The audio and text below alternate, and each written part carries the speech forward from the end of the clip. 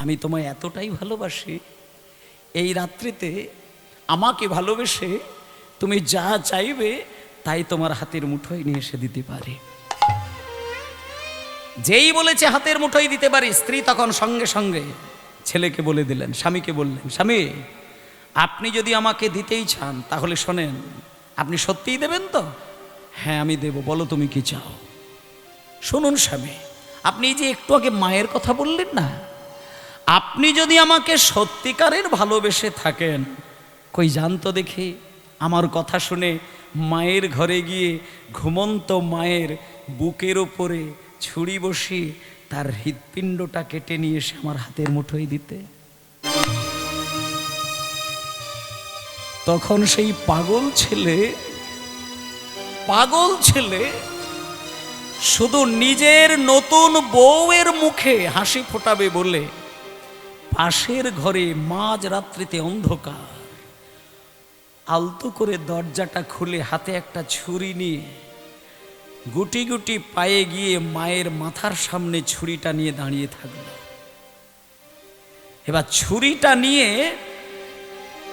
মায়ের মুখের দিকে ভালো করে তাকিয়ে দেখলো মা ঘুমে অচেতন। আসলে মা যখন ঘুমায় না, কোনো বৃদ্ধ বাবা বৃদ্ধা মা যখন ঘুমায় নিশ্চিন্ত মনে ঘুমায়। কেন জানেন? জানে পাশের ঘরে আমার সন্তান ঘুমিয়ে রয়েছে, কোনো বিপদ হলে সন্তানকে ডাকবো, সে আমাকে উদ্ধার করবে। কিন্তু ঘুমে অচেতন মা স্ত্রীর মুখে হাসি ফোটাবে বলে ওই স্বামী ঘুমন্ত মায়ের বুকের উপরে ছুরি বসিয়ে দিলেন। যেই মায়ের বুকের উপরে ছুরিটা বসিয়ে দিয়েছে, রক্তের বন্যা গড়িয়ে যাচ্ছে, মা কিন্তু কাঁদেনি। শোনো, রক্তের স্রোত গড়িয়ে যাচ্ছে, ঘুম ভেঙে গেল, ছেলের মুখের দিকে তাকিয়ে তাকিয়ে মা নীরব, কোনো কথা নেই। মায়ের অনেক কথা বলার ছিল, কিন্তু ছেলেকে দেখা মাত্র মা নীরব। মা শুধু একটা চিন্তা করছে, 10 মাস 10 দিন যে ছেলেকে গর্ভে ধরে আমার স্তন দুগ্ধ পান করে ছোট্টবেলায় তাকে কোলে করে আদর করে আমি তাকে বড় করলাম, পাড়ার কোনো ছেলে যদি আমাকে মারতে আসতো, আমি ভেবেছিলাম শুধু আমি ছেলের নাম ধরে ধরে কাঁদব।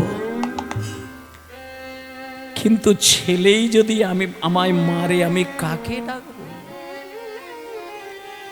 নিজের জন্ম দেওয়া ছেলে যদি আমায় ছুরি বসায়, আমি কার নাম ধরে কাঁদবো? মা কোনো কিছু না, কোটি যন্ত্রণা সহ্য করে ছেলের দিকে তাকিয়ে তাকিয়ে মৃত্যুবরণ করলেন। কিন্তু মাকে মেরে দিয়ে হৃৎপিণ্ড বার করে নিয়ে ছেলেটা অন্ধকার রাত্রিতে গুটি গুটি পায়ে ঘরের বাইরে বার হতে গিয়ে ঘরের চৌকাঠে ছেলেটা হোঁচট খেয়ে যেই পড়ে গেল,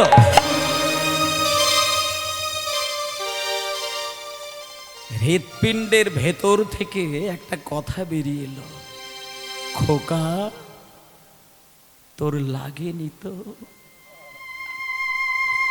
যে মায়ের বুক কেটে হৃৎপিণ্ড বার করলো, সেই মায়ের যেন কিছুই ব্যথা লাগলো না। আর ছেলে শুধু হোঁচট খেয়ে পড়ে গেল বলে মায়ের বুকে ব্যথা লেগে গেল।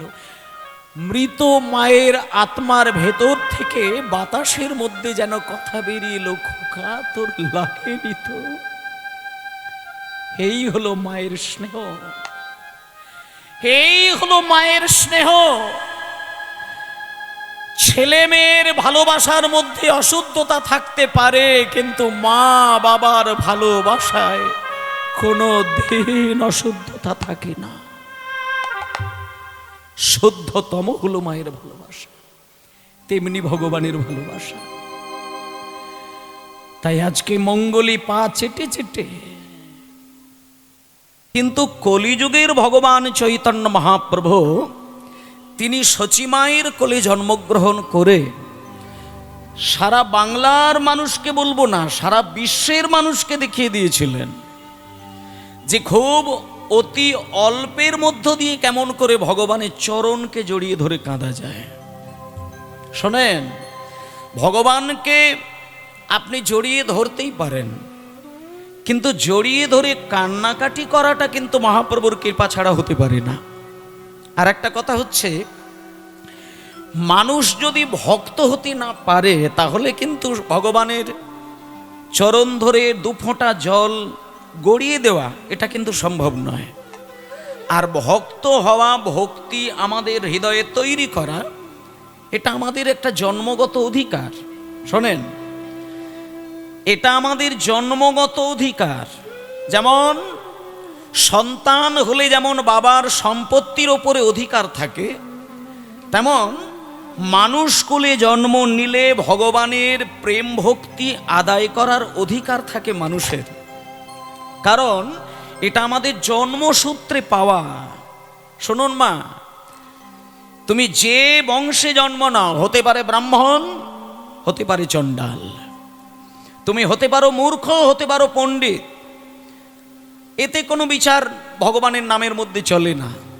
শুধু একটা বিষয় হচ্ছে যে ভগবানকে ডাকতে গেলে মানুষের সব থেকে বড় যে জিনিসটার দরকার সেটা হলো প্রেম, ভক্তি, ভালোবাসা। এবং এটা তোমার জন্মের ক্ষণে কিন্তু ছিল। যখন তুমি মায়ের গর্ভে জন্ম নিলে সেদিন তুমি ভগবানের কাছ থেকে প্রেম, ভক্তি, ভালোবাসাটা কিন্তু পেয়েছিলে। আর সেই ভক্তিটা আজকে আমরা হারিয়ে বসে আছি। কেন না, যেদিন আমরা শিশু ছিলাম সেদিন আমার হৃদয়ে শুধু ভক্তি নয়। শোনেন, মানুষ মানুষকে ভালোবাসা দিয়ে হৃদয়ে স্থান দেয় কখন? টাকার গরম দেখে নয়, বিদ্যা বুদ্ধির বল দেখে নয়, গায়ের শক্তি দেখে নয়। একটা মানুষ একটা মানুষকে জড়িয়ে ধরে, হৃদয়ের মাঝখানে জড়িয়ে ধরে কান্নাকাটি করে, তখন সেই মানুষটার আবেগ যদি মিষ্টি থাকে, আবেগ এটা যদি মিষ্টি থাকে, তখন কিন্তু মানুষ জড়িয়ে ধরে কাঁদবে। আর তোমার আবেগ যদি তেতো হয়, তুমি যতই কোটি টাকার মালিক হও, আবেগ যদি তেতো হয়, যতই তুমি ব্রাহ্মণ ঘরে জন্ম নাও, আবেগ যদি তেতো হয়, যতই তুমি বেদ বিদ্যা পুরাণ সবকিছুকে মুখস্থ করে বসে থাকো, মানুষ কিন্তু তোমাকে বুকে জড়িয়ে ধরে সম্মান দেবে না। আবেগটা কি জিনিস এইটা জানতে হবে। বেশটা একটু বাড়িয়ে দেবে। বেশটা, আবেগ হচ্ছে মানুষের কাছে একটা উন্নত উজ্জ্বল রসের ভান্ডার। ও মায়েরা, কীর্তন আসরে ওই আবেগটুকু ধরার জন্যই আমাদের সারা দিন ধরে বসে থাকা। কীর্তন মানে কিছু তত্ত্ব দেখা, কীর্তন মানে কীর্তনিয়ার নাচ দেখা, কীর্তন মানে কিছু সুরের জাদু দেখা, ওটা কিন্তু নয়। মানুষ যদি কীর্তন গান শুনে তার আবেগটাকে বাইরে প্রকাশ করতে না পারে, সেই মানুষ কোনোদিন মানুষের পছন্দের মধ্যে আসবে না। আর মানুষ যদি মানুষকে না পছন্দ করে, সেই মানুষ কোনোদিন ঈশ্বরের চরণের অধিকারী হতে পারবে না। এই জায়গাটা একটু পরিষ্কার করতে হবে। যে মানুষের ভেতরে মিষ্টি আবেগ থাকে তার বাইরে প্রকাশ দেয়। তোমার ভেতরে প্রেম আছে কি না, ওটা কাউকে কেঁদে কেঁদে চিৎকার করে বলতে হবে না। ওটা তোমার দুটি চোখ দেখলে বোঝা যাবে, তোমার বদন দেখলে বোঝা যাবে। যার হৃদয়ের আবেগ মিষ্টি, তাকে সামনে থেকে দেখলেই তাকে চরণ জড়িয়ে ধরে কাঁদতে ইচ্ছে হয়। যেমন আরো সহজ করে যদি বলা যায়, 5 বছরের ছেলেকে যে মা জননী দেখেন তাকে কিন্তু তুলে কোলে আদর করেন। কেন? তার জাতের ভেদাভেদ করে না। একটা 2 বছরের শিশুকে প্রত্যেকটি মা কিন্তু বুকে জড়িয়ে ধরে আদর করে, হামি দেয়, বুকে জড়িয়ে ধরে কত বাসনা তৈরি করেন। কেন না, তার আবেগটা বড় মিষ্টি, তার কত জ্ঞান হয়েছে, কত বুদ্ধি হয়েছে, সে কেমন কথা বলতে পারে, এই বিচার কিন্তু মানুষ করে না। যার আবেগ মিষ্টি থাকে তাকেই বুকে জড়িয়ে ধরে। আর ওই মিষ্টি আবেগটা মানুষ তৈরি করবে কি করে, এটা চৈতন্য মহাপ্রভু তার তত্ত্বের মধ্যে, তার দৃষ্টান্তের মধ্যে, তার তৈরি করা কীর্তন গানের মধ্য দিয়ে জগবাসীকে দেখালেন। বাবা শোনেন, একটা মানুষ ভেতরে আর বাইরে দুদিক থেকেই মিষ্টি হয় তখন তার চিন্তার মধ্যে যদি শুদ্ধতা থাকে। তোমাকে স্কুলে যেতে হবে না, কলেজে যেতে হবে না, পড়াশোনা করতে হবে না। তুমি হরে কৃষ্ণ মন্ত্র বলতে গেলে হয়তো তুমি উচ্চারণই করতে পারোনি, তোমাকে গুরুদেব যে মন্ত্র দিয়েছে সেগুলো হয়তো মুখস্থই করতে পারলে না, কিন্তু তোমার ভেতরে চিন্তাটা অতি শুদ্ধ। যার ভেতরের চিন্তা পরিশুদ্ধ থাকে তার আবেগটি বড় মিষ্টি থাকে, আর যার আবেগ মিষ্টি থাকে সেই মানুষকে প্রত্যেকটি মানুষ ভালোবাসেন। আর মানুষ যদি মানুষকে ভালোবাসেন, এহেন মানুষ যদি মন্দিরে গিয়ে হাত তুলে একবার ভগবানের চোখের দিকে তাকায়, আপনি এইটুকু প্রমাণ পাবেন, দেখবেন যার ভেতর বাইরে প্রেমের আবেগ ঝড়ায় সেই মানুষ মন্দিরে গেলে ভগবানের কাছে বেশি সময় দিতে লাগে না, সেকেন্ডের মধ্যে ভগবানের দিকে তাকালেই তার চোখ থেকে বিন্দু বিন্দু জল গড়িয়ে যায়। আর যখনই দেখবেন সুমিষ্ট প্রেমের আবেগ দিয়ে মন্দিরে গিয়ে তুমি দুবিন্দু নয়নের ধারায় তার দিকে তাকিয়ে থাকবে, তোমাকে কিচ্ছু ভাষা দিয়ে ডাকার দরকার নেই, ভগবান তোমাকে কৃপা বর্ষণ করে দেবেন। আর এই চিন্তাটাকে পরিশুদ্ধ করতে গেলে একমাত্র চৈতন্যদেবের চরণ শরণ সেবা না করলে কোনো কিছু হতে পারে না। মাগো, শঙ্খ চক্র গদা পদ্মধারী নারায়ণ তিনি ভগবান, কিন্তু তিনি উদার ভগবান নয়। এগুলোর একটু পরিষ্কার হতে হবে। নারায়ণ ভগবান কিন্তু উদার নয়, রামচন্দ্র ভগবান কিন্তু উদার নয়, কৃষ্ণ ভগবান কিন্তু উদার নয়। যদি উদার ভগবান কাউকে বলতে হয়, তিনি একমাত্র কলির প্রাণ পুরুষ, কলিযুগের প্রেমের ঠাকুর, তিনি হচ্ছেন শ্রীকৃষ্ণ চৈতন্য মহাপ্রভু। তাই সেই শ্রীকৃষ্ণ চৈতন্য মহাপ্রভুর দুই চরণের কৃপা যদি আমাদের হৃদয়ে ধরতে হয়, তাহলে আমাদের সর্বপ্রথম যেটা দরকার সেটা আমাদের চিন্তাটাকে পরিবর্তন করতে হয়। কীর্তন গান মানুষকে পালা শোনায় না, কীর্তন গান মানুষকে ড্যান্স দেখিয়ে নাচ শিখিয়ে দেয় না। হরিনামের বাসর মানে রাধে রাধে জপা করো বলতে বলতে মানুষকে ঘাড় মাথা দুলিয়ে দিয়ে আনন্দ দেওয়ার জিনিস নয়। হরিবাসরে মানুষ বসে থাকে শুধু একটা জিনিসের জন্য, বুক ফাটিয়ে হা কৃষ্ণ বলে হা রাধে বলে কাঁদার জন্য।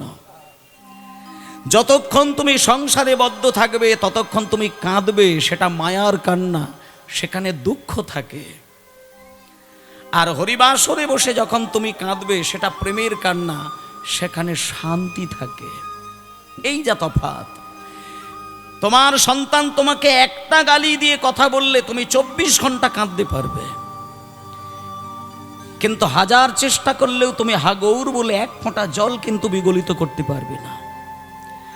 যেদিন তুমি তোমার মায়ার সংসারে দাঁড়িয়ে থেকে হাগৌর বলতে গেলে তোমার চোখটা ছলছল করে উঠবে, সেদিন জানবে তোমার সংসারে গৌরাঙ্গের পদচিহ্ন পড়েছে। আর এই অগ্রহায়ণ মাস আমাদের কাছে খুব পবিত্র মাস। আগের মাসটা ছিল কার্তিক মাস, ঠিক পরের মাসটি হলো অগ্রহায়ণ মাস। কার্তিক মাসে দামোদর ব্রত করে আমাদেরকে পথ পরিষ্কার করতে হয়, আর অগ্রহায়ণ মাসে আমাদেরকে বৈরাগ্য ধর্ম পালন করে কৃষ্ণের চরণটাকে সংসারে রাখতে হয়। আর কৃষ্ণের চরণ যে সংসারে ধরা থাকে সেই সংসারে মা লক্ষ্মী দেবীর কৃপা অবশ্যই থাকে। মা লক্ষ্মী ঠাকুরকে ধরে রাখতে গেলে একটি মাত্র বছরের মাস থাকে, যেটা হলো এই অগ্রহায়ণ মাস।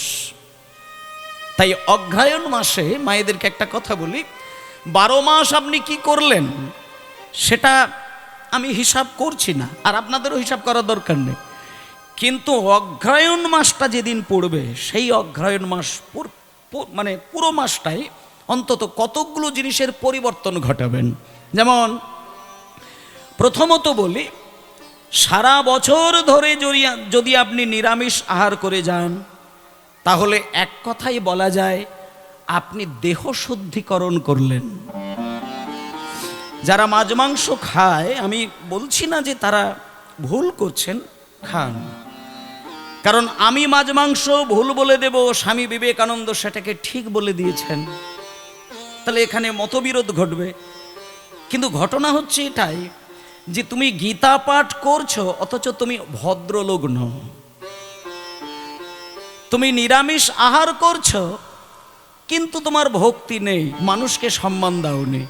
এই ক্ষেত্রে স্বামীজি বলেছিলেন যে ওরে, গীতা পাঠ করার দরকার নেই, তোরা ফুটবল খেলে যা, তোদের শরীরটা ভালো থাকবে।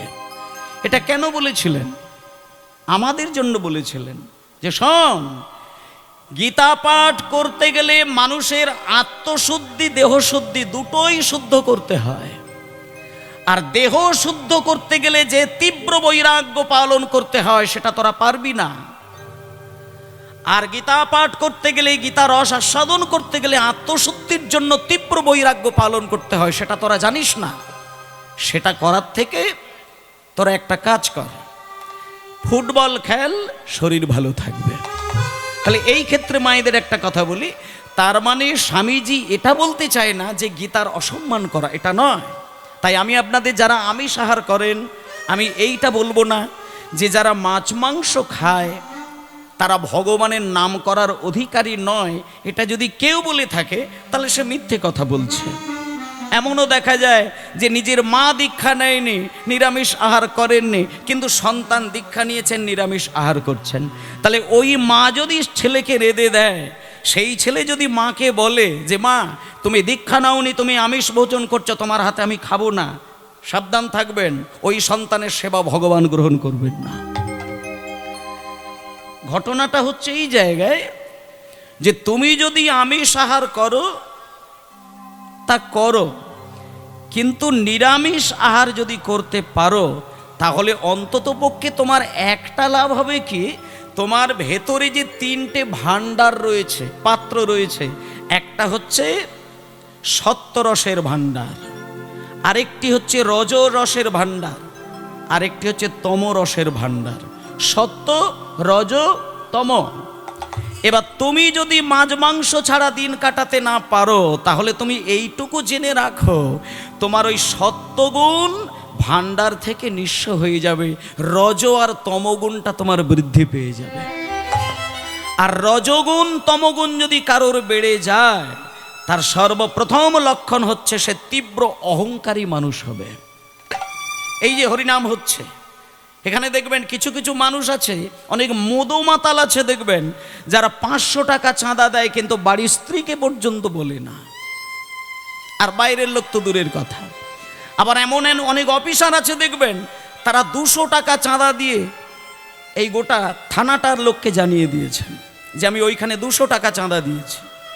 তাহলে এই জায়গায় বলছে যে তুমি যদি কাউকে 200 টাকা দান করো তাতে তোমার অহংকার বেড়ে যাচ্ছে। কেন না, তুমি রাজসিক গুণের অধিকারী, কাউকে দান করলে তোমার ভেতরে অহং শব্দটি বেড়ে যায়। ওই অহংকার, কামনার সাগর আর হিংস্র মানসিকতা, এইগুলোকে যদি দমন করতে হয় তাহলে তোমাকে মাছ মাংস থেকে একটু দূরে থাকতে হবে, এই বিষয়, এছাড়া আর কিছু নয়। তুমি মাছ খাচ্ছ বলে ভগবান তোমাকে ঘুষি মেরে দেবে তা নয়, ভগবান সবার জন্যই রয়েছে। শোনেন, মাছ মাংস খেলে তামসিক গুণ বাড়বে। তামসিক গুণ কাকে বলে? তামসিক গুণ মানে অলস। অলস মানে সবসময় ঘুমায় তা নয়, সবসময় অলস মানে ঘুমায় তা নয়। শোনেন, একটা কথা বলি, তামসিক গুণ যাদের বেড়ে যায় তাদের সব থেকে সর্বনাশ এটাই হয়, তাদের অনুভূতি শক্তি নিশ্চিহ্ন হয়ে যায়। আর মানুষ এমন একটি প্রাণী যা অনুভব ছাড়া দিন কাটাতে পারে না। একটা মানুষ অনুভূতির দ্বারা তার সংসারটা চালিয়ে যায়। একটা মানুষ অনুভূতির দ্বারা কীর্তনাসরে 4 ঘন্টা কেন 24 ঘন্টা বসে থাকে, কিসের দ্বারা? অনুভূতির দ্বারা। একটা মানুষ 12 মাস তীর্থে বেড়াতে যায়, কিসের দ্বারা? তার অনুভব শক্তি থাকে বলে। অনুভব শক্তি না থাকলে কোনোদিন হাগৌর বলে কাঁদতে কেউ পারে না। আর তুমি যদি তামসিক গুণ হও, তোমার অনুভব শক্তি থেমে যায়, নিশ্চিহ্ন হয়ে যায়। রাজসিক গুণ বেড়ে যায়। তাহলে তোমার তমগুণ বেড়ে গিয়ে তুমি যখন অলস হয়ে যাবে, অহংকারী হয়ে যাবে, তখন তুমি ভগবানকে ডাকার অধিকারী হতে পারবে না। তাই ভক্তমণ্ডলী মায়েরা, আপনাদের একটা কথা বলি, সকাল থেকেই হরিনাম হচ্ছে আপনাদের এই বাঁশতলী গ্রামে। আর এই নিয়ে আমার সম্ভবত 4 বছর আশা হচ্ছে। এটা নিয়ে গত 3 বছর আমি গান গেয়েছি। তাই আপনাদের পরিবেশ সম্পর্কে আমি জানি। আপনারা যথেষ্ট ভক্তবৃন্দ আছেন, কীর্তন রস আপনারা বোঝেন। তবে এইটুকু আপনাদের বলি, কোমর দোলানো, ঘাড় দোলানো, ধেই ধেই ধেই ধেই তিড়িং তিড়িং নাচ, এইগুলো হরিবাসরে যত তাড়াতাড়ি মানে শেষ হবে, এই আশাটা বা এই চেষ্টাটা আপনারা একটু করুন। কিছুদিন আগে তো আপনারা শুনলেন, মানে পশ্চিমবঙ্গে শ্রেষ্ঠ বলবো না, সারা পৃথিবীর মধ্যে যদি একজন কীর্তন রত্ন বলে কাউকে ধরা হয়, তিনি হচ্ছেন শ্রদ্ধেয় সুমন ভট্টাচার্য মহাশয়, যার একটা প্রেমের গানকে নিয়ে কয়েকদিন আগে এখানে প্রত্যেকেই শুনেছেন। এমন একটা গান দিয়ে সেই গানের সঙ্গে মিলিয়ে মিশিয়ে নাচ করেছিল, যে নাচ দেখলে পরে আপনি চোখ রাখতে পারবেন না। তাহলে এটা কারা করলেন? কোনো মুসলমান তো করেনি, আমাদের মতন সনাতনীরা করেছেন। তাহলে এই যে কীর্তন গানের পদাবলীর রসকে নিয়ে একটা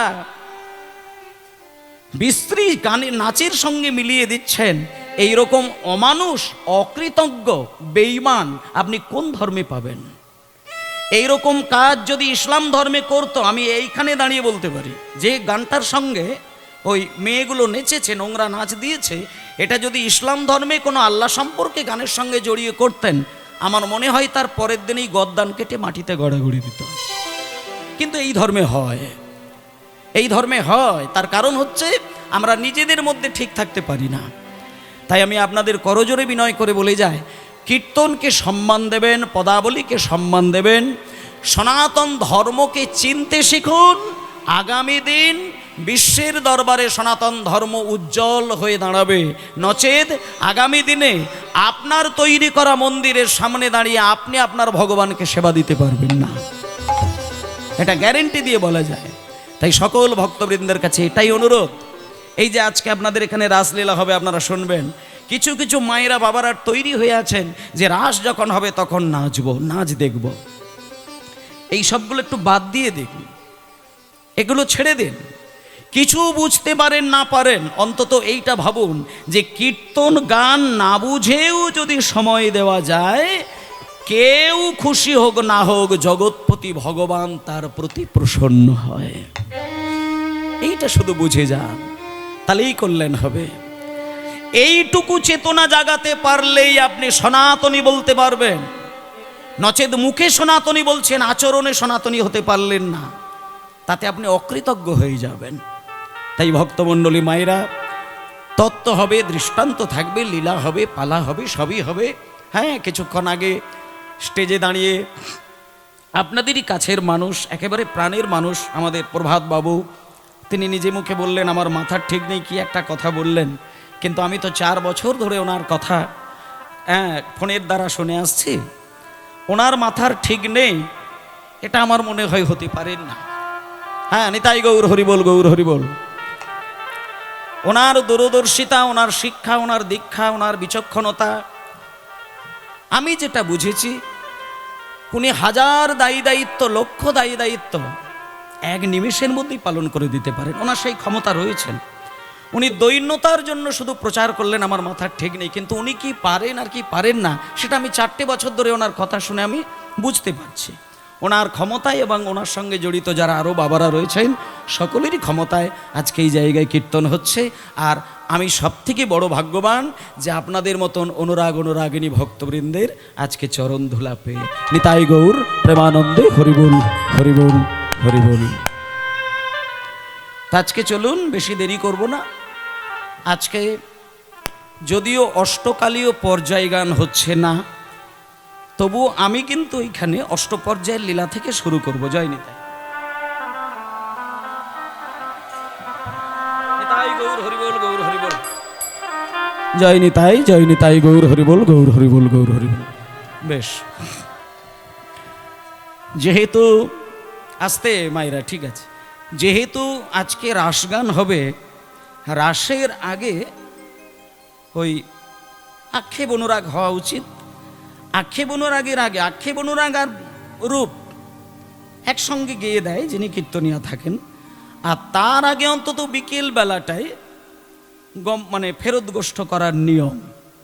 কারণ সকালবেলায় যেহেতু ভগবান হরিনাম করতে বেরিয়ে গেছেন, সারাদিন সারা রাত্রির ধরে মাঠে পড়ে থাকবে এটা কিন্তু সম্ভব নয়। যতক্ষণে মাঠ থেকে আপনি উঠতে না পারবেন ততক্ষণে তো আপনি ভগবানের চরণ পাবেন না। সকালবেলায় গরু মাঠে যায়, কেমন ধীর গতিতে যায়, কানগুলো নিচের দিকে ঝোলে, লেজ নিচের দিকে থাকে। আর বিকেল বেলায় যখন গরুর দড়িটা খুলে দেয় বাড়ির মালিক, তখন দেখবেন ওই গরুগুলো কানগুলো উপরের দিকে আর লেজটা উপরের দিকে। কেন থাকে? এখানে কিন্তু একটা তত্ত্ব রয়েছে। গরু যখন মালিকের কাছ থেকে মাঠে চলে যায় তখন তার কান নিচে, লেজ নিচের দিকে।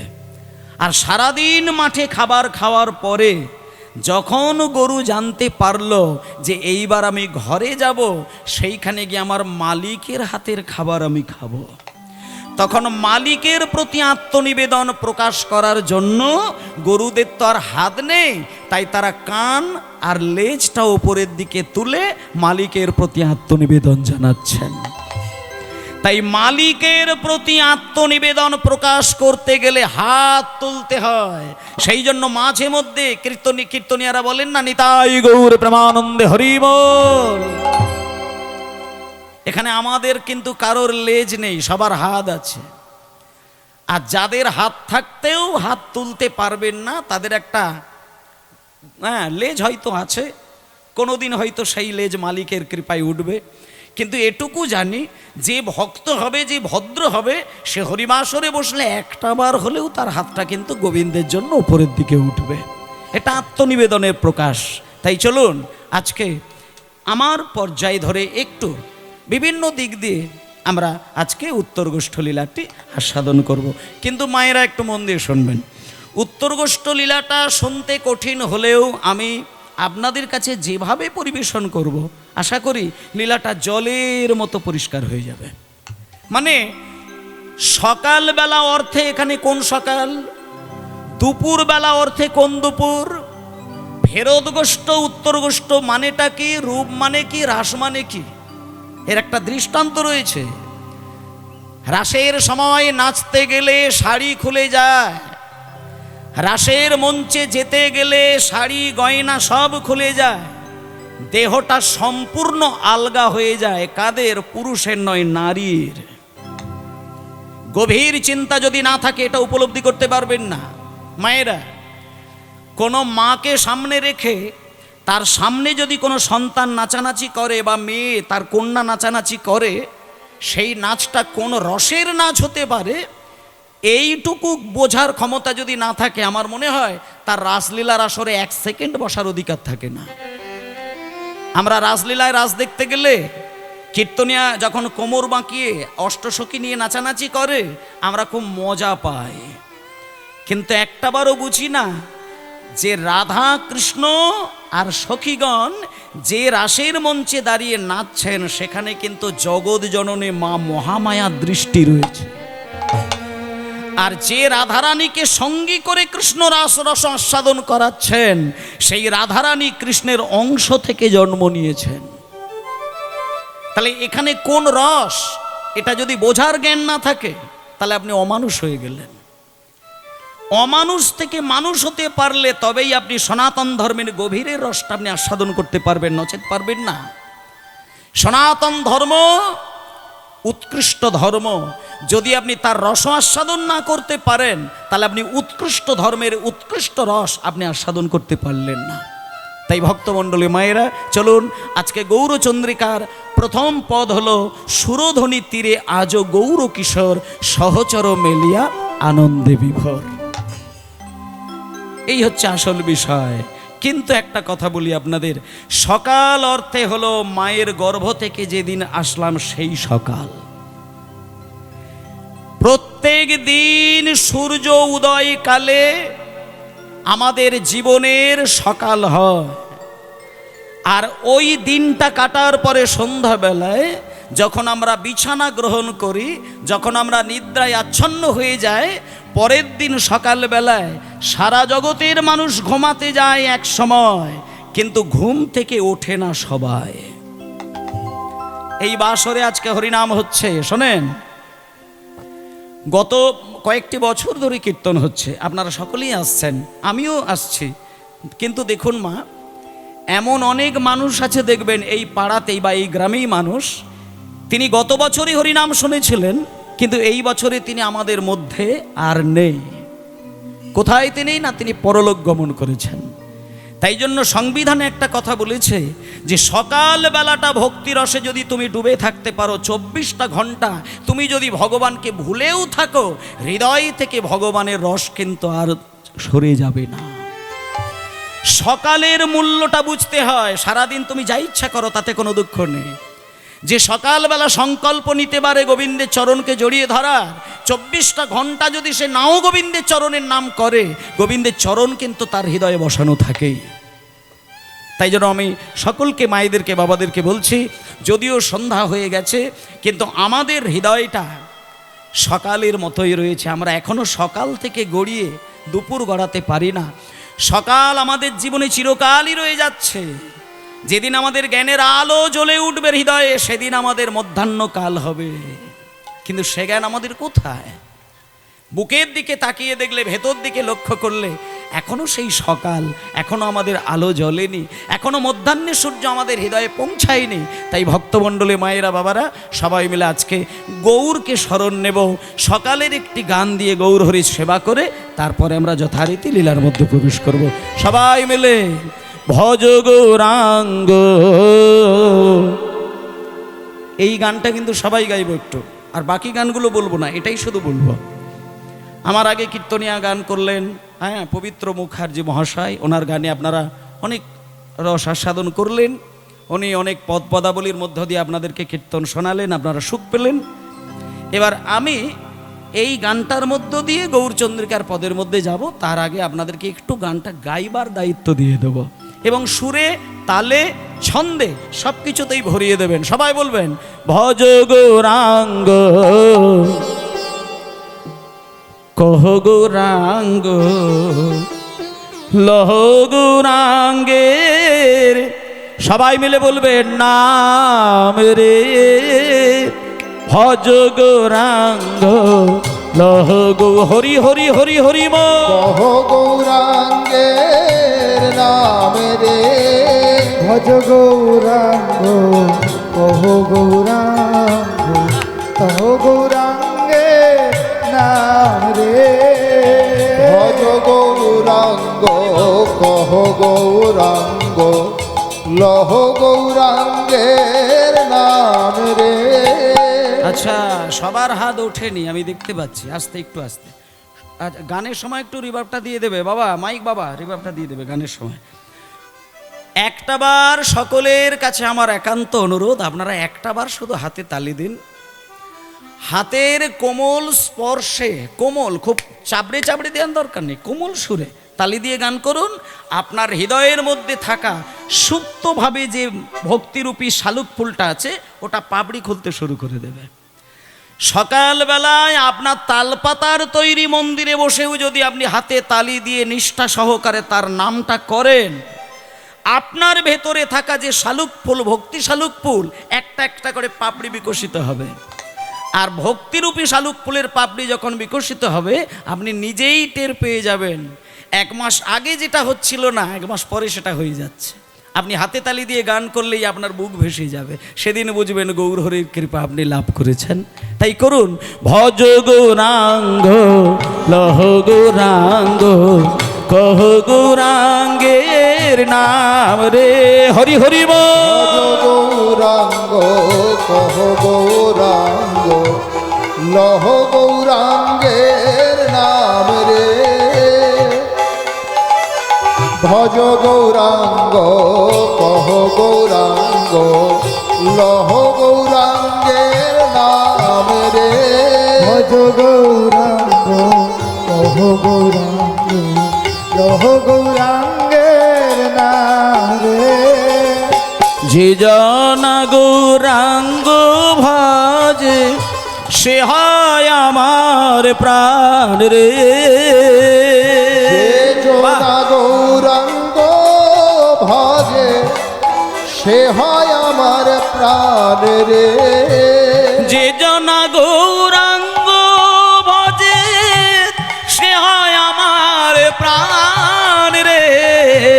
যে জন গৌরাঙ্গ ভজে সে হয় আমার প্রাণ রে। যে জনা গৌরাঙ্গ ভজে সে হয় আমার প্রাণ রে। যে জন গৌরাঙ্গ ভজে সে হয় আমার প্রাণ রে। যে জনা গৌরাঙ্গ ভজে সে হয় আমার প্রাণ রে। ভজ গৌরাঙ্গ লহ গৌরাঙ্গ নিতাই গৌরী পরমানন্দে হরি বল। রে ভজ গৌরাঙ্গ লহ গৌরাঙ্গ লহ গৌরাঙ্গের নাম রে। দিন গেলে হা গৌরাঙ্গ যে বলে একবার রে। দিন গেলে হা গৌরাঙ্গ যে বলে একবার রে। দিন গেলে হা গৌরাঙ্গ যে বলে একবার রে। সে জন আমারই হয় আমি হই তার রে। এ জনায় আমার হয় আমি হই তাহার রে। ভজ গৌরাঙ্গ কহ গৌরাঙ্গ লহ গৌরাঙ্গের নাম রে। ভজ গৌরাঙ্গ কহ গৌরাঙ্গ লহ গৌরাঙ্গের নাম রে। ভজ গৌরাঙ্গ কহ গৌরাঙ্গ লহ গৌরাঙ্গের নাম রে।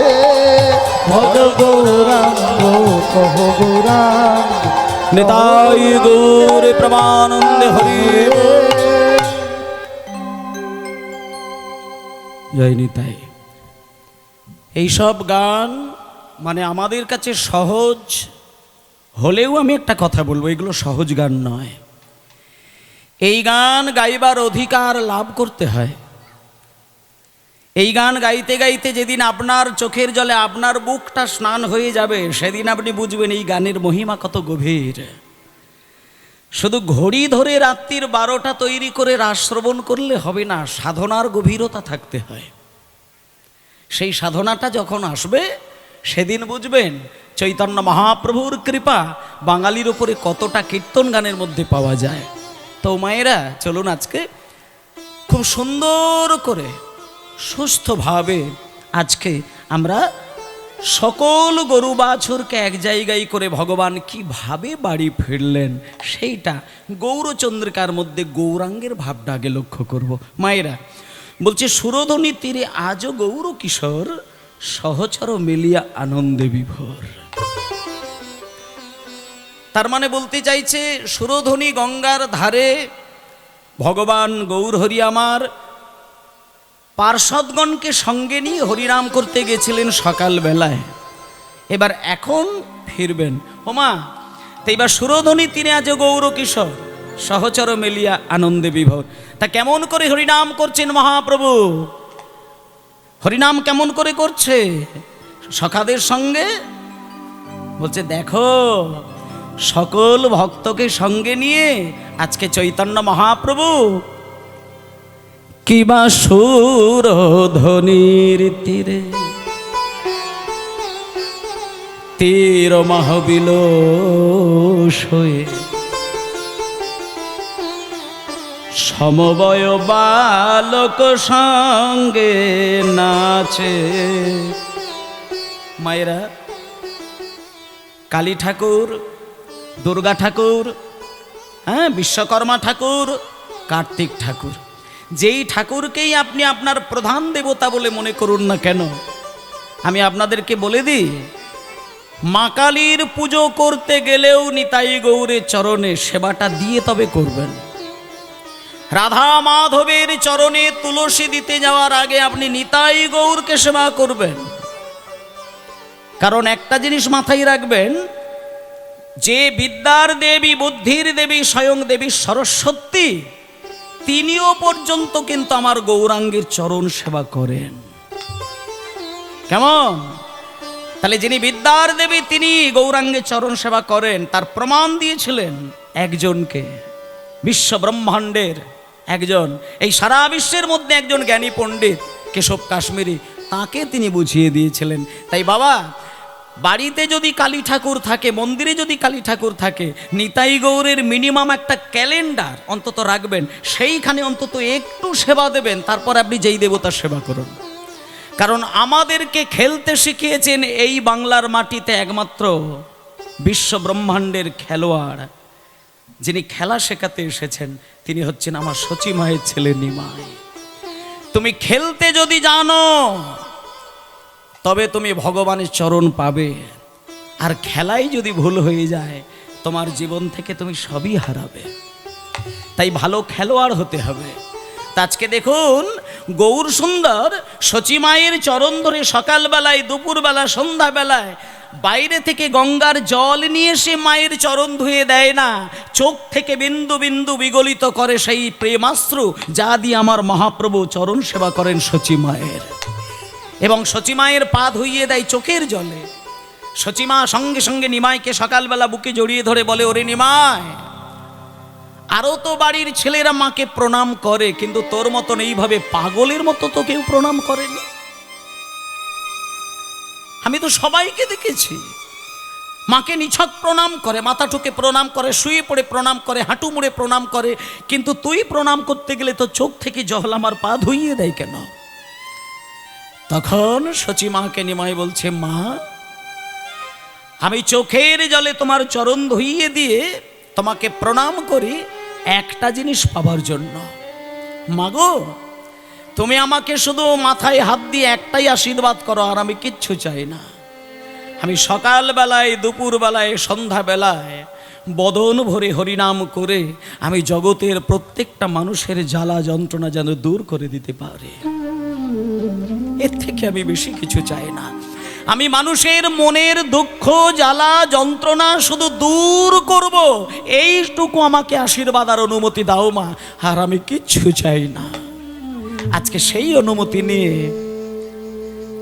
কিবা সুরধ্বনি তীরে তীর মাহবিলস হয়ে সমবয় বালক সঙ্গ আজকে গাইছেন। কেমন করে? কিবা সুরধ্বনির তীরে তীর মাহবিলস হয়ে, বাবা বাবা বাবা, সমবয় বালক সঙ্গে নাচে রে নিতাই গৌর হরিব। বালক সঙ্গে সুরধ্বনির তীরে তীরে মহবিলসয়ে সমবয় বালক সঙ্গে নাচে গোরা সমবয় বালক সঙ্গ নাচে রে সমবয় বালক সঙ্গে সমবয় সমবায় সমবায় ভক্তগণ নাচে রে সুরধ্বনির তীরে তীরে মহবিলসয়ে সমবয় বালক সঙ্গে নাচে সুরধ্বনির তীরে তীরে মহবিলসয়ে সমবয় বালক সঙ্গে করতাল তালে ধ্বনিত হরি হরি ধ্বনি করতাল তালে ধ্বনিত হরি হরি ধ্বনি করতাল তালে আমার গোরা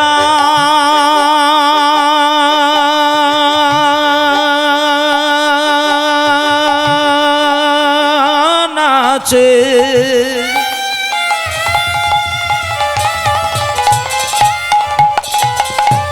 আমার গোরা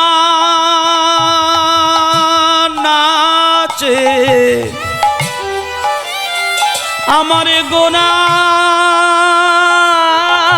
নাচে নাচে করতালো তালে ধ্বনিতা হরি হরি ধ্বনি, করতালো তালে ধ্বনিতা হরি হরি ধ্বনি। ওই তো আমার গোরাই নাচে, ওই তো আমার গোরাই নাচে, ওই তো আমার গোরাই নাচে, ওই তো আমার গোরাই নাচে, ওই তো আমার গোরাই নাচে, ওই তো আমার গোরাই বলি, নাচে, ওই তো আমার গোরাই নাচে, ওই তো আমার গোরাই নাচে। হরি হরি হরি বলে হইতো আমার গোরায় নাচে, হরি হরি হরি বলে ওই তো আমার গোরাই নাচে, হরি হরি হরি বলে বাহ। ওই তো আমার গোরাই নাচে, অন্তরেতে শ্যাম নাচে, ওই তো আমার গোরাই নাচে, তার অন্তরেতে শ্যাম নাচে, ওই তো আমার গোরাই নাচে, অন্তরেতে শ্যাম নাচে, বাইরে আমার রাই নাচে, হরি হরি বল। বাইরে আমার রাই নাচে, অন্তরেতে শ্যাম নাচে, আমার রাই অন্তরেতে শ্যাম নাচে, আমার রাই নাচে, অন্তরেতে শ্যাম নাচে, ওই তো আমার গোরাই নাচে, ওই তো আমার গোরাই নাচে। হরে জয় সচিনন্দন ত্রিভুবন পাব, সমবয় বালক সঙ্গে, হরে জয় সচিনন্দন ত্রিভুবন পাবন, পূর্ণ পূর্ণ অবতারে। এইভাবে বসো। আচ্ছা, গান শুনতে শুনতে, গান চলাকালীন, মানে আমি আমার ক্ষেত্রেই বলছি, কেউ ওই দক্ষিণা দেওয়ার জন্য কোনো স্টেজে উঠে আসবেন না, তাতে করে গানের রসভঙ্গ হবে। এটা আমার ব্যক্তিগত চিন্তা থেকে বলি। বাবা ছুটে গিয়ে বাধা দিলেন, কিন্তু এতে আমিও সমর্থন করি যে উঠে আসবেন না। কীর্তন পরিবেশন আর শ্রবণ এর মাঝখানে একটা ছন্দপতন ঘটে, এটা যদি হয় তা সেটা করবেন না, শেষে দেবেন নিতাই গৌর প্রেমানন্দে হরিবোল হরিবোল। তা যাই হোক, তা সুরধ্বনি তিনি আজ গৌর কিশোর সহচর মিলিয়া আনন্দে বিভোর। মায়েরা শোনেন, এইবার ভগবান খেলা খেলবেন বলে 4টে যুগে তিনি ভগবানের সঙ্গে কাউকে না কাউকে কিন্তু রেখেছিলেন। যেমন প্রথমত বলি, সত্যযুগের নারায়ণ তিনি একা নারায়ণ ছিলেন না, মানে সত্যের ভগবান একা ছিলেন না, 4 জন ছিলেন ভগবান। বৈকুণ্ঠ লোকে 4 জন নারায়ণ ছিল। অনেকে ভাবে নারায়ণ ঠাকুর একজন, বিষ্ণু ঠাকুর একজন, কিন্তু না, নারায়ণ হচ্ছেন 4 জন। 4 জনকেই একই রকমের দেখতে, 4 জনেরই হাতে শঙ্খ চক্র গদা পদ্ম রয়েছে, এবং তাদের নামগুলো শুধু আলাদা ছিল: বাসুদেব, শঙ্কর্ষণ, প্রদ্যুম্ন, অনিরুদ্ধ। মায়েরা কি নাম বললাম শোনেন, এগুলো চেষ্টা করবেন একটু কিছুটা মনে রাখার, যদি না থাকে ছেড়ে দিন, কিন্তু চেষ্টা করবেন। সত্যযুগের নারায়ণ হচ্ছে 4 জন। কে কে? বাসুদেব, শঙ্কর্ষণ, প্রদ্যুম্ন, অনিরুদ্ধ। এবার শুনেন, তাহলে 4 নারায়ণ সত্যযুগ ধরেই খেলা খেললেন। ঠিক সত্যযুগ যখন পার হয়ে গেল, শেষের দিকে চলে এলো, 4 নারায়ণ এক জায়গায় দাঁড়িয়ে থেকে চিন্তা করছে, সারা সত্যযুগ ধরে খেলা খেললাম, কিন্তু আনন্দ তো পেলাম না, কি করে হয়? মানে একই নারায়ণ যদি 4 নারায়ণ হয়, সেই খেলায় আনন্দ থাকতে পারে কি? সত্যযুগ পেরিয়ে যাবার পরে নারায়ণ ঠিক করে নিলেন যে না, এই যুগটা পেরিয়ে গেছে, যাক, ত্রেতা যুগ যেদিন আসবে সেদিন আমি আর চারজনকে ভগবান রাখবো না, আমি রাম একা থাকব। পাশে শুনে নিন, যিনি ছিলেন সত্যযুগে নারায়ণ, তিনি ত্রেতা যুগে হয়ে গেল রাম। তাহলে বাসুদেব হয়ে গেল রাম, শঙ্কর্ষণ হয়ে গেল লক্ষ্মণ, প্রদ্যুম্ন হয়ে গেল ভরত, আর অনিরুদ্ধ হয়ে গেল শত্রুঘ্ন। দেখুন, বাসুদেব, শঙ্কর্ষণ, প্রদ্যুম্ন, অনিরুদ্ধ, এনারাই যখন ত্রেতা যুগে এসে গেল, চার ভগবান চার ভাই হয়ে গেল। চার ভাই, রাম, লক্ষ্মণ, ভরত, শত্রুঘ্ন। এবার চার ভাই খেলা খেলছে। কোন যুগে খেলছে? ত্রেতা যুগে খেলছে। মনে করুন এইখানে যদি কোনো বাবার চারটে ছেলে থাকে, এক ভাই বল করবে, এক ভাই উইকেট কিপার, আর এক ভাই এম্পায়ার, মানে এরকম যদি চার ভাই খেলা খেলে, তাহলে এইবার বলুন সেই খেলাটা ঠিক সেইভাবে আনন্দ হবে কি? চিন্তা করে দেখুন তো। এক মায়ের পেটের ভাই যদি চার ভাই খেলা খেলে, বাইরের কোনো বন্ধু যদি না থাকে, সেই খেলা ভালো লাগলেও সেই ততটা আনন্দ কিন্তু লাগবে না। তাই সত্যযুগ পেরিয়ে ত্রেতা যুগ যখন আসলো, ত্রেতা যুগের ভগবান চার ভাই হয়ে যখন ত্রেতা যুগ ভোর খেলা খেললেন, ত্রেতা যুগ কেটে যাওয়ার পরে দেখলো যে না, আনন্দটা যতটা পাবার কথা ছিল ততটা হয়নি। এইবার দেখুন মায়েরা, তত্ত্বটা দেখে নিন। ত্রেতা যুগের শেষে রামচন্দ্র স্থির চিন্তা করে নিলেন যে পরের যুগে যখন যাব, আমি ভাই আর তিনজনকে রাখবো না, ভাই রাখবো একজনকে, বাকি সবাইকে বন্ধু করে দেব। তাহলে ত্রেতা যুগে যিনি রাম, দাপর যুগে তিনি হলেন কি? বলুন মায়েরা, একটু বলুন। কৃষ্ণ। আচ্ছা, পাশেই ভাই ছিল, ভাইয়ের নাম কি? দাদা বলরাম। আর বাকি কোনো ভাই দাদা ছিল কি? আর ছিল না। তাই কৃষ্ণ দাপর যুগে জন্ম নিয়ে ভাই রাখলেন শুধু একজনকে, দাদা বলায়, আর বাকি সবাইকে বন্ধু তৈরি করে দিলেন।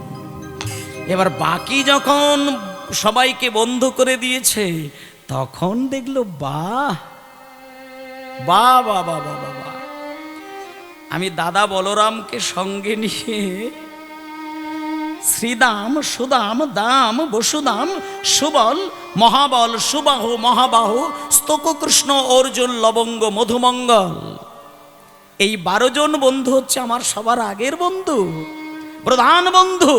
আরো আমার কিছু বন্ধু আছে, হলাউথ, বরুথপ, গন্ধর্ব, কিঙ্কিনী, অংশমান, ভদ্রসেন, বসন্ত বিলাসী, কপিল, উজ্জ্বল, পলবিঙ্ক, পুণ্ডরী, এই বাকি 12 জন বন্ধু, মোট 24 জন বন্ধু যখন একসঙ্গে খেলছে, তখন ওই দাপর যুগে কৃষ্ণ ঠিক করে নিলেন পরের যুগে যখন যাব, শুধু 24 জন বন্ধুতেই শেষ নয়, আমার সঙ্গে যে আসবে তাকে আমি খেলার সঙ্গী করে বুকে টেনে নেব।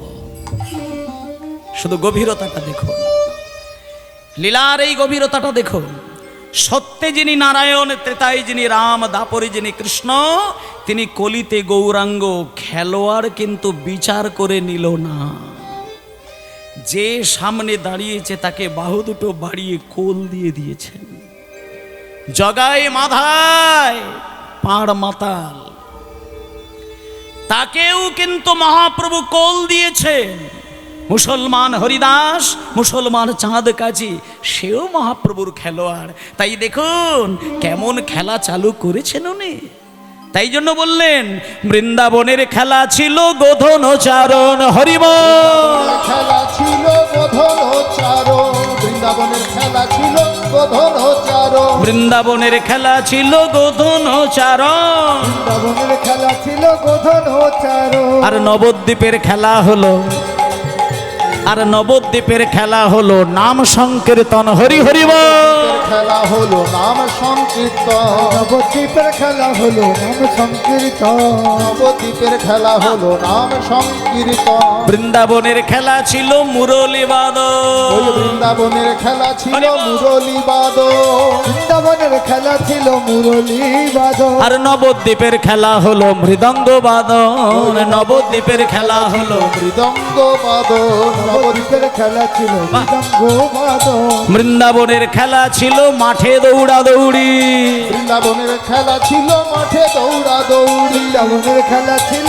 মাঠে দৌড়া দৌড়ি, বৃন্দাবনের খেলা ছিল মাঠে দৌড়া দৌড়ি, বৃন্দাবনের খেলা ছিল মাঠে দৌড়া দৌড়ি। আর নবদ্বীপের খেলা হলো ধুলাই গড়াগড়ি। হরিম হলো ধুলায় ঘোড়া গড়ি, নবদ্বীপের খেলা ছিল ধুলায় গড়াগড়ি। দাঁড়াও দাঁড়াও দাঁড়াও দাঁড়াও দাঁড়াও, এখানে আমার অনেক মায়েরা রয়েছেন, বাবারা রয়েছেন, শোনেন, বৃন্দাবনের খেলা ছিল মুরলী বাদন, আর নবদ্বীপের খেলা সেটা হয়ে গেল মৃদঙ্গ বাদন। বৃন্দাবনের খেলা ছিল মাঠে দৌড়া দৌড়ি, নবদ্বীপের খেলা হলো ধুলাই গড়াগড়ি। এবার শেষের লাইনটা কি বলছে দেখুন, বৃন্দাবনের খেলা ছিল মধুর ভাষণ। এই আসল জায়গাটা এইবার আসছে দেখুন, বৃন্দাবনের খেলা ছিল মধুর ভাষণ, বৃন্দাবনের খেলা ছিল মধুর ভাষণ, খেলা ছিল মধুর ভাষণ, আরে বৃন্দাবনের খেলা ছিল মধুর ভাষণ, বৃন্দাবনের খেলা ছিল মধুর ভাষণ। আর নবদ্বীপের খেলা হলো হরি নামেতে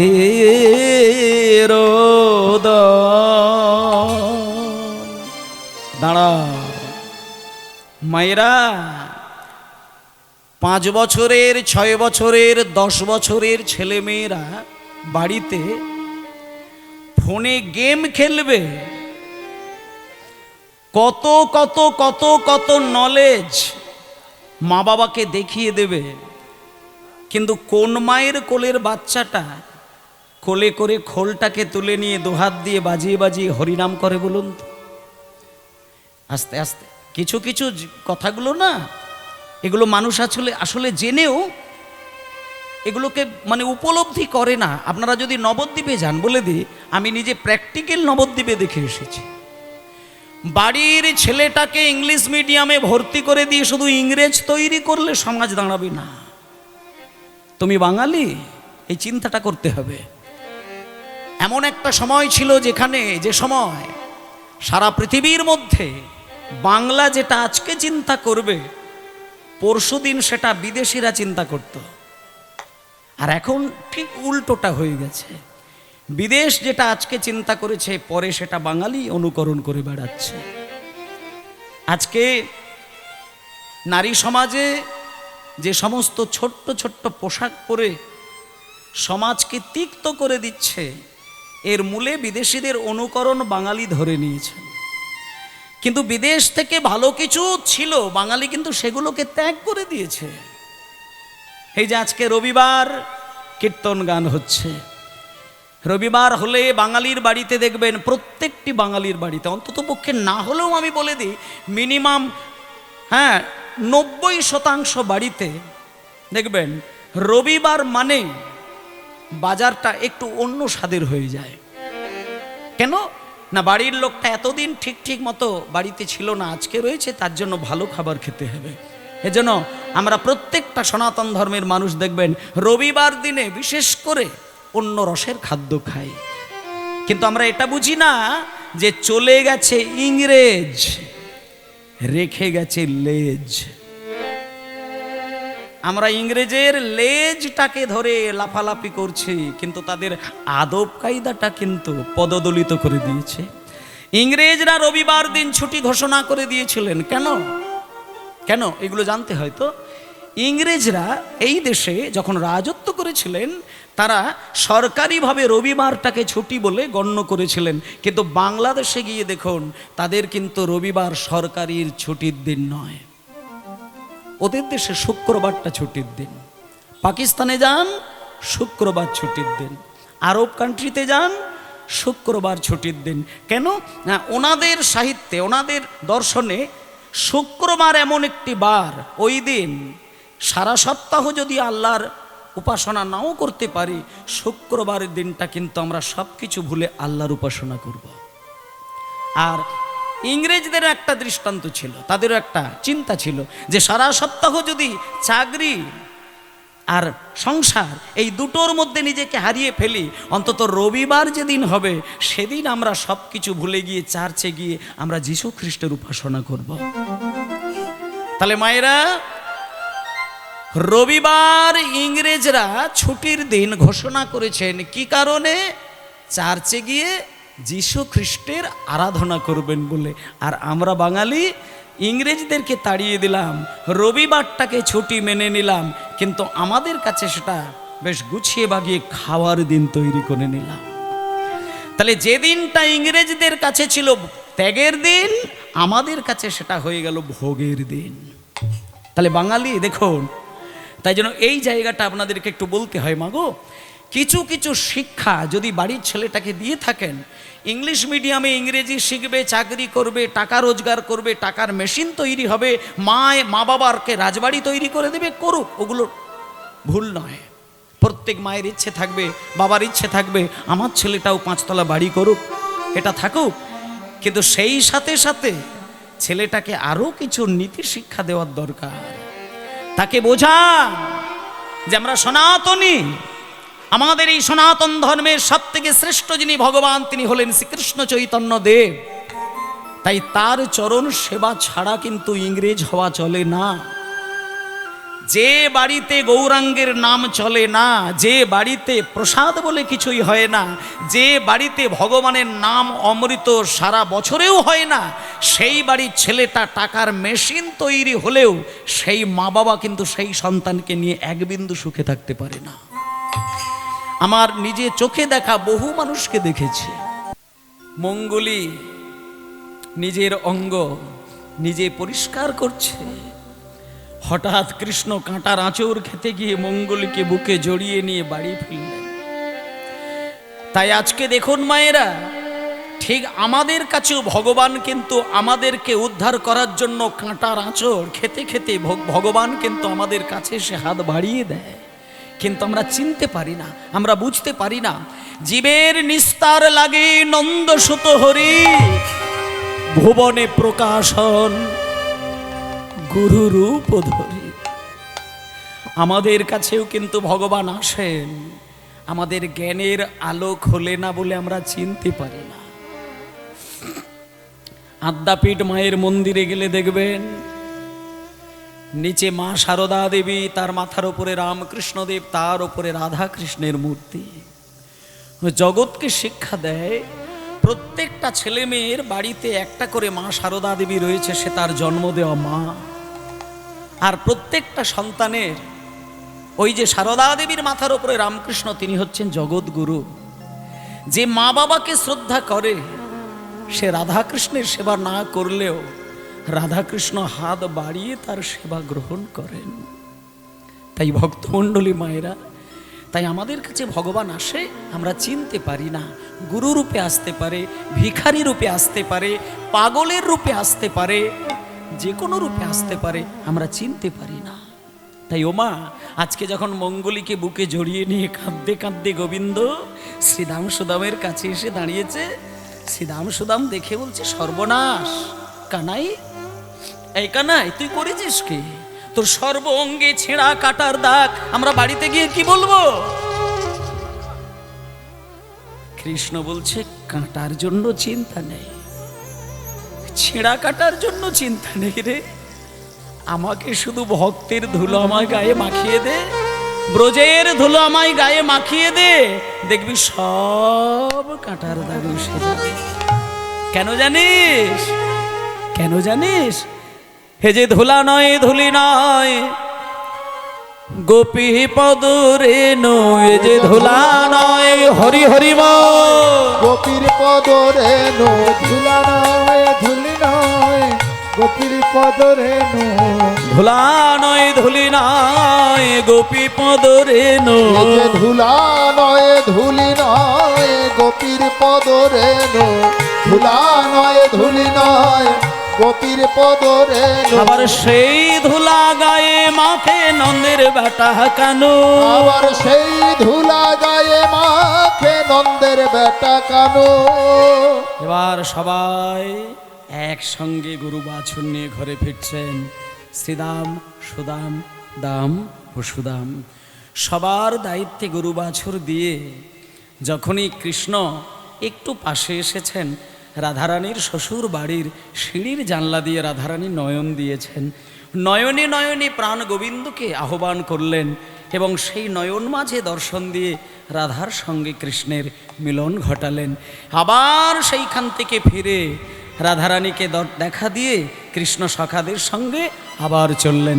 কিবা বনাশয়ে আবত নন্দ দুলালি রে নন্দ দুলালি রে বনাশয়ে আবত নন্দ দুলালি রে নন্দ দুলালি রে গোধূলি ধূসর শ্যাম কলে বর গোধূলি ধূসর শ্যাম কলে বড় আরে আজানু লম্বিত বনমাল রে আজানু লম্বিত বনমাল রে ও গোয়া জানুল প্রীত বনমাল রে আজানুল প্রীত বনমাল তারা অপলোকে ছেয়ে রইল অপলোকে ছেয়ে রইল কতদিন দেখে নাই গো অপলোকে ছেয়ে রইল ও গো কতদিন দেখে নাই গো অপলকে যে রইল সবার সঙ্গে দেখা করার পরে শেষে কৃষ্ণ যখন বাড়িতে আসলেন, সঙ্গে সঙ্গে কৃষ্ণের মা যারা ছিলেন তারা কৃষ্ণকে এইবার মায়েরা আরতি করে নন্দরানী বালক মুখ হেরি হরি হরি উলুধ্বনি একটু উলুধ্বনি হরি হরি আরতি করে নন্দরানী বালক মুখ হেরি আরতি করে নন্দরানী বালক মুখ হেরি রম্ভা ফল ঘৃত প্রদীপ পুষ্প রচিত থারি ফল ঘৃত প্রদীপ পুষ্প রচিত থারি আর আরতি করে নন্দরানী বালক মুখ হেরি আরতি করে নন্দরানী বালক মুখ হেরি আরে মোরে রাম কানাই আরে মোর রাম কানাই কলিতে হইলা দন চৈতন্য নিতাই চৈতন্য নিতাই আর পঞ্চরসে ভাসাইল অখিল ভুবন পঞ্চরসে ভাসাইল অখিল ভুবন হরি বল হরি বল হরি বল হরি বল নিতাই গৌর হরি বল হরি বল হরি বল হরি বল হরি বল হরি বল হরি বল হরি বল শ্রী গুরু নিতাই গৌরে প্রেমানন্দে